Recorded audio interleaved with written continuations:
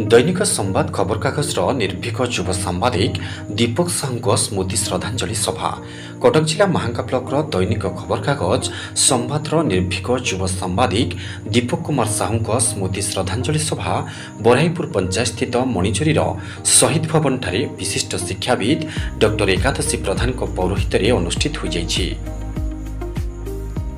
प्रथमे उपस्थित अतिथि माने स्वर्गत दीपक कुमार साहू फटोचित्र में पुष्पधूप प्रदान करने पर दिव्यंगत आत्मार सद्गति पाई 2 मिनिट नीरव प्रार्थना करने सहित भजन परिवेशन करा जायतिला।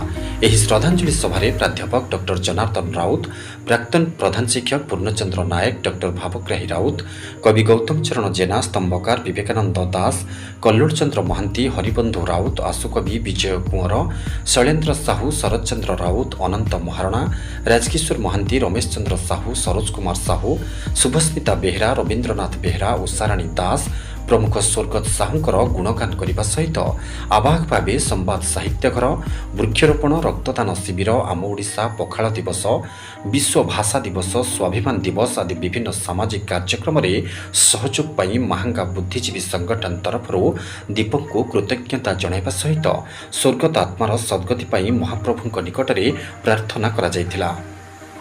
महांगा बुद्धिजीवी सेवा संगठन आवाहक नलिनीकांत नायक प्रारंभिक सूचना प्रदान करथिबा बेले कैबल्य महांती समस्त को कृतज्ञता ज्ञापन करथिले। मो ना विवेकानंद दास। आज जो कार्यक्रम अनुष्ठित है स्वर्गत दीपक साहू को श्रद्धांजलि अर्पण करागला। यह एक वार्ता जे तांकर जो गुण सी जो कर्म करिसंती बा कीर्ति अर्जन करिसंती सांबादिकता क्षेत्र रे आदर्श सृष्टि करिसंती ता एक नियारा ए कार्यक्रम माध्यम रे जणाई दिया गला जे दीपक साहू केवल महांगा रे नहंती से कटक जिल्ला रे मध्य तांकर सुख्याति रहिछि। से 40 अल्प समय अल्प दिन मध्य रे तांकर जो वियोग होला अकाल वियोग होला सेति आमे समस्ते मर्माहत दुखित। डॉक्टर एकादशी प्रधान संपादक संवाद साहित्यघर आज विशेष भाव में दुख प्रकाश करुँच। आम जो महांगा संवाद साहित्यघर मुझे संपादक डॉक्टर भुवनानंद साहू सभापति एवं दीपक साहू थे आमर आवाहक एवं गौतम बाबू आरंभ कर बहु सदस्य एथरे सामिल होते। वृक्षरोपण ठारू आरंभ करी आम ओडिशा रक्तदान शिविर विभिन्न कार्यक्रम आम सामिल हो। किंतु आज खूब कम बयस 45 वर्ष बयस से जो आम विदाय नहीं गले यही कार्यक्रम किपरि भाव में सुचारू रूपे परिचालन करा से प्रभु परमेश्वर पाखे प्रार्थना और आत्मार सद्गति कामना करुच्ची। एमती सांबादिकता क्षेत्र जो निर्भीक सांबादिकता क्षेत्र जो जशकृति उज्जीवित हो यही प्रभु परमेश्वर पाखे प्रार्थना। मु गौतम चरण जेना संपादक द्वितीय भंज साहित्य संस्कृति संसद गोपालपुर।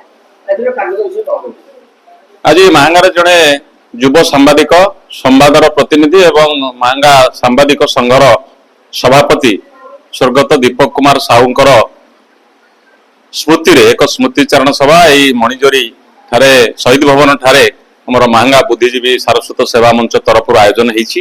ये अंचल अनेक बुद्धिजीवी सांबादिक बंधु माने एवं साहित्यिक बंधु माने ये अंचल को भल पाउथिबा एवं संवाद पत्र माध्यम बहुत कथा जानुथिबा दीपक बाबू को भल पाउथिबा व्यक्ति विशेष माने उपस्थित थिले। तांकर संपर्क रे श्रद्धांजलि सभा हला। तांकर दीर्घ 20 वर्षर सांबादिक जीवन एवं सामाजिक जीवन भितर से एभली भाव ओतप्रोत जड़ित थिले। तेणु से दृष्टिकोण जेहेतु से अकाल वियोग होती समस्त भितर दुख नैराश्य सृष्टि होती। तेणु अमरात्मार सद्गति एठारे स्मृतिचारण माध्यम एक श्रद्धांजलि निवेदन करागला। प्रभु पाखे आत्मा परमात्मा सहित विलीन हो यही कामना करागला। जय जगन्नाथ। महांगारू विजय कुंवर रिपोर्ट निर्पण लाइव।